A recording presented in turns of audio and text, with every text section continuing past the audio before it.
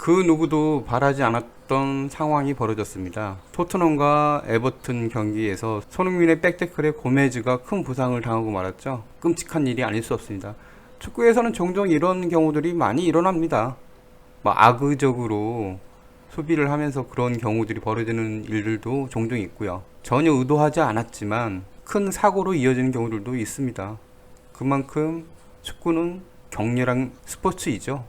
공 하나를 두고 20명의 필드 플레이어들이 나서서 몸으로 싸웁니다. 그러다 보니 아무리 체력적으로 높은 수준에 올라와 있는 선수들이라고 해도 자칫 잘못하면 큰 부상으로 이어질 수밖에 없는 상황들이 벌어질 수밖에 없죠. 이번 사고는 말 그대로 사고입니다. 손흥민이 악의적으로 고메즈를 공격하기 위해서 한 슬라이딩도 아니었죠. 그런 점에서 축구에서 심판의 역할은 중요할 수밖에 없습니다. 오케스트라를 지휘하는 지휘자와도 일정 측면 비슷한 부분이 있죠.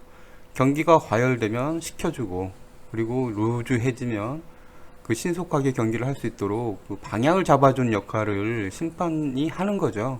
단순하게 반칙을 잡아내고 골과 오프사이드나 여러 가지 이제 정해진 규칙들만 적용하는 역할이 심판은 아닙니다. 심판은 그라운드 안에서 선수들이 어떻게 움직이고 그 선수들이 큰 문제 없이 경기를 마무리할 수 있도록 도와주는 역할을 하는 게 심판입니다.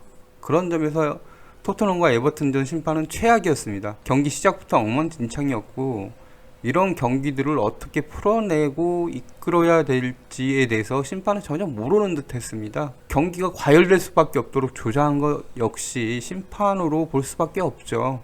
여러 가지 그 문제가 될 수 있는 상황들이 벌어졌음에도 불구하고 그걸 방치했었죠. 방치하다 보면 선수들은 더 과격해질 수밖에 없습니다.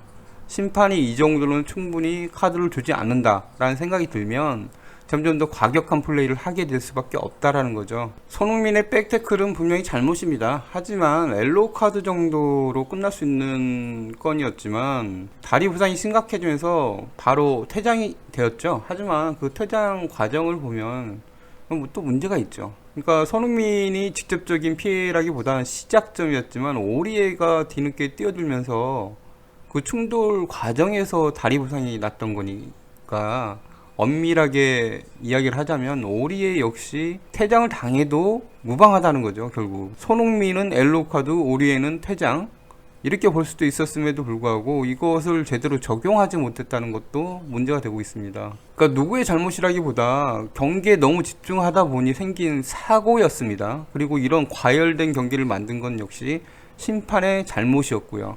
그 심판이 제대로 조율만 했다면 경기가 이렇게 과열되거나 그러니까 심각한 수준의 부상자가 나올 정도의 경기는 아니었습니다. 그런 점에서 심판의 역량은 다시 한번 아쉬움으로 다가옵니다. 손흥민이 경기 내내 상대 수비수들에게 집중 견제를 당하면서 부상도 큰 부상까지는 아니지만 많은 부상 위험에 시달렸습니다. 그러다 보니 손흥민이 스스로 자제해야 될 부분에서 자제를 하지 못하고 백태클까지 들어갔던 부분 자체는 잘못이라고 봅니다. 이 부분은 손흥민이 앞으로 고쳐나가야 될 부분입니다. 이제 세계적인 선수가 된 손흥민에 대해서 모든 팀들의 수비수들은 이런 식으로 손흥민을 방어할 수밖에 없습니다. 손흥민을 묶어놔야지만이 자기 팀 승리 가능성이 높아지기 때문에 집중 견제가 나올 수밖에 없죠. 이런 상황에서 손흥민이 평정심을 유지하면서 경기를 할 수 있느냐, 그건 앞으로 이제 손흥민의 몫이 되었습니다. 이 경기를 통해 손흥민이 유럽에서 어떤 대접을 받고 있는지가 잘 드러났습니다. 심각한 부상 속에서도 에버튼 감독이나 선수들 모두, 그리고 현장에 있던 대부분의 팬들 역시 손흥민을 탓하지는 않았습니다. 손흥민이 그런 반칙을 할 선수가 아니라는 입장이 또렷했죠. 에버튼 주장이 경기가 끝나자마자 토트넘 라커룸을 찾아서 손흥민을 위로할 정도면 손흥민이 그동안 참 잘 살았다 라는 평가를 받을 수밖에 없죠. 최소한 손흥민이 인성이라는 측면에서 까일 선수는 전혀 아니라는 것, 그것만으로도 충분히 가치가 있는 모습이기도 합니다.